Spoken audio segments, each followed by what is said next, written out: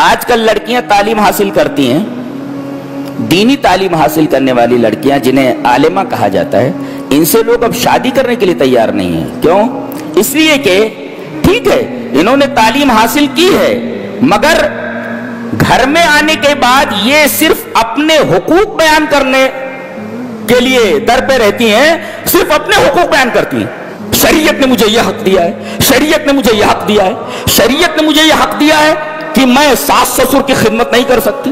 شریعت میں کہاں لکھا ہے؟ قرآن میں کہا ہے، حدیث میں کہا ہے کہ ساس سسر کی خدمت کرو۔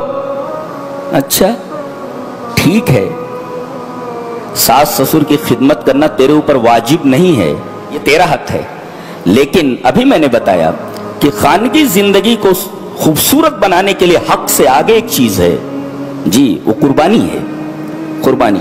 اور یہ قربانیاں دینا نبی کریم صلی اللہ علیہ وسلم نے اس کے لیے برکت کی دعا کی ہے۔ جی وہ حدیث پڑھ لیتے ہیں۔ حضرت جابر رضی اللہ تعالیٰ عنہ فرماتے ہیں کہ ان کے والد عبداللہ، جابر ابن عبداللہ، تو حضرت جابر فرماتے ہیں کہ ان کے والد عبداللہ مر گئے، انتقال کر گئے، اور انہوں نے 9 بیٹیاں چھوڑی یا 7 بیٹیاں چھوڑی۔ دیکھو باپ اس دنیا سے چلا گیا، پوری ذمہ داری بھائی کے اوپر ہے۔ اب وہ یہ کہہ دے کہ بھئی بیٹیوں کو پالنے کی ذمہ داری باپ کے اوپر تھی، میرے اوپر کوئی ذمہ داری نہیں ہے، دیکھو بھائی بول سکتا ہے۔ اور 9 بہنیں ہیں۔ کہتے ہیں کہ ایک دفعہ نبی کریم صلی اللہ علیہ وسلم کے پاس آیا تو مجھے دیکھ کر مسکرائے آپ، کہنے لگے تزوجت یا جابر، جابر شادی کیے کہ نہیں؟ شادی کر لیے؟ قلت نعم، ہاں اللہ کا رسول شادی کر لیا میں نے۔ آپ نے فرمایا بکرن اور سیبن، کنواری سے کیا ہے شوہر دیدہ سے؟ کنواری ہے یا کنواری نہیں ہے؟ کہا کہ اللہ کے رسول کنواری نہیں ہے لڑکی، شوہر دیدہ ہے۔ تو آپ نے فرمایا ارے لڑکی سے کیوں نہیں کیا؟ فحلا جاریتن، کنواری سے کرنا تھا نا، تو اس کے ساتھ کھیلتا وہ تیرے ساتھ کھیلتی، تو اس کو ہنساتا وہ تجھے ہنساتی، کہ بھائی انہوں نے کنواری سے شادی نہیں کی ہے بلکہ سیبہ سے کی ہے۔ تو آپ نے فرمایا کیوں نہیں، لڑکی سے کرنا چاہیے تھا نا، کنواری سے کرتے، ان کو اچھی لڑکی مل سکتی تھی۔ کہ اللہ کے رسول میرے والد عبداللہ مر گئے، 9 بیٹیاں چھوڑ کر گئے ہیں، میری 9 بہنیں ہیں، میں نے پسند نہیں کیا کہ میں اپنی بہنوں جیسی کوئی لڑکی گھر میں لے کر کے آؤں۔ یہ دیکھیے قربانی ہے، یہ قربانی ہے، کتنی بڑی قربانی ہے۔ میں خوبصورت لڑکی لا سکتا تھا، جوان لڑکی لا سکتا تھا، لیکن میں نے کہا نہیں، ایک جذبے قربان، ایک ہے حق اور ایک ہے قربانی کا جذبہ۔ اس بھائی نے اپنی بہنوں کے لیے کتنی بڑی قربانی دی ہے۔ میں نے ناپسند کیا کہ میں اپنی بہنوں کی عمر کی کوئی لڑکی لے کر کے آ جاؤں، لا سکتا تھا لیکن نہیں، میں نے کنواری لڑکی سے شادی نہیں کی۔ ارادہ کیا میرا اس شادی سے؟ ایسی لڑکی کا ارادہ کیا، ایسی عورت کا، تقوم علیہن، جو میری بہنوں کے اوپر قائم ہو۔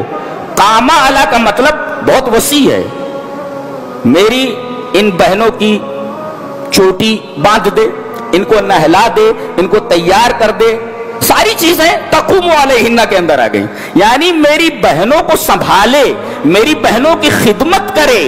نبی کریم صلی اللہ علیہ وسلم نے جب یہ سنا فقال لی، تو مجھ سے کہا بارک اللہ لکا، اللہ تجھے برکت دے۔ پتہ یہ چلا کہ ایسی عورت گھر میں آئے جو گھر کے تمام لوگوں کا خیال رکھے، اپنی نندوں کا خیال رکھے، اپنی ساس کا خیال رکھے، اپنے سسر کا خیال رکھے، یہ عورت صالحہ ہے۔